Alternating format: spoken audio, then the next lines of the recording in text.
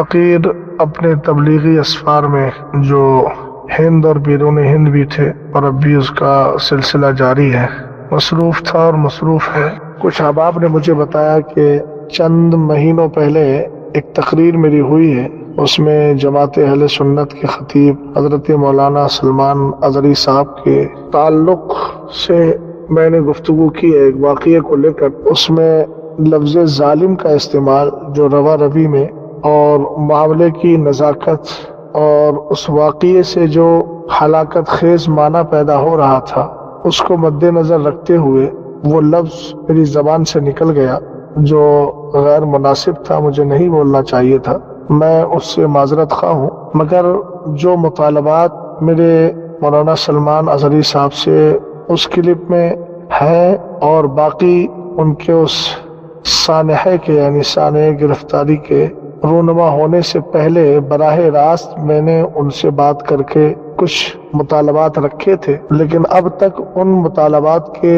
جوابات مجھے موصول نہیں ہوئے اور وہ سب ان کی تقریر سے متعلق ہے۔ مثال کے طور پر انہوں نے شاہین باغ میں جا کر ایک جملہ بولا تھا کہ اب گھبرانے کی ضرورت نہیں ہے، شاہین باغ میں شاہینیں بیٹھ گئی ہیں، ہر پیٹ سے بھگت سنگھ پیدا ہوگا۔ تو اس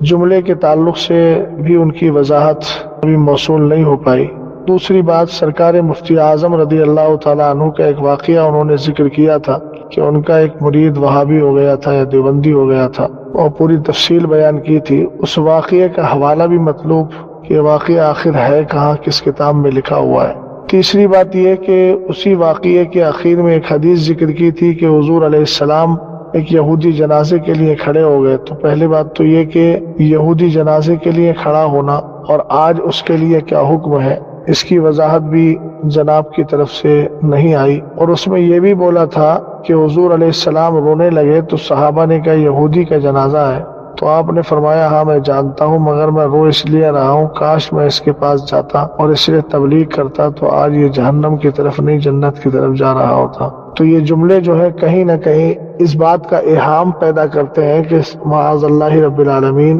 سرور کائنات صلی اللہ تعالی علیہ وسلم نے دعوت و تبلیغ میں کچھ کمی اور نقصان رکھا ہے۔ تو اس کا بھی مجھے جواب مطلوب تھا اور اس کی وضاحت مطلوب تھی، لیکن آج تک وہ چیزیں نہیں آئی ہیں۔ جن احباب نے اس لفظ کی جانب میری توجہ دلائی میں ان کا شکریہ ادا کرتا ہوں، مگر میں ان کو اب ذمہ داری بھی دیتا ہوں کہ میں نے اس کلپ میں جن جن چیزوں کے مطالبات کیے ہیں برائے کرم آپ حضرات مولانا سلمان اظہری صاحب سے ان کے جوابات مانگیے، اور جس طریقے سے مجھ سے آپ نے شد و مت کے ساتھ اس چیز کا مطالبہ کیا اور اس میں کچھ احباب نے اپنی خاندانی شرافت کا اظہار بھی کیا ہے، خیر وہ جو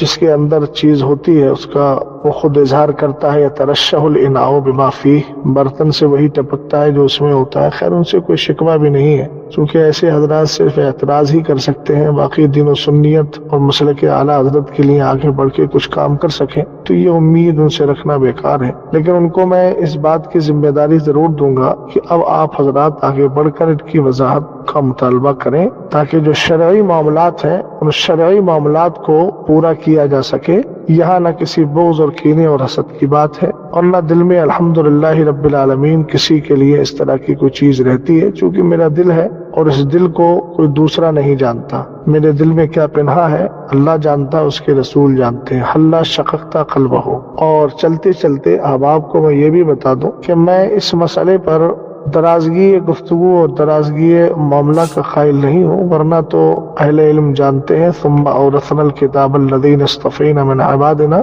فمنهم ظالم لنفسه ومنهم مقتصد ومنهم سابق بالخیرات باذن اللہ ذلک هو الفضل الکبیر۔ اللہ تعالی ہم سب کو شیر و شکر رکھے اور حق بولنے، حق سمجھنے اور حق کو قبول کرنے کی توفیق عطا فرمائے۔ اب آپ سے گزارش کروں گا کہ اس کو آپ دوسروں تک بھی پہنچا دیں تاکہ یہ پیغام دوسروں تک بھی پہنچ جائے۔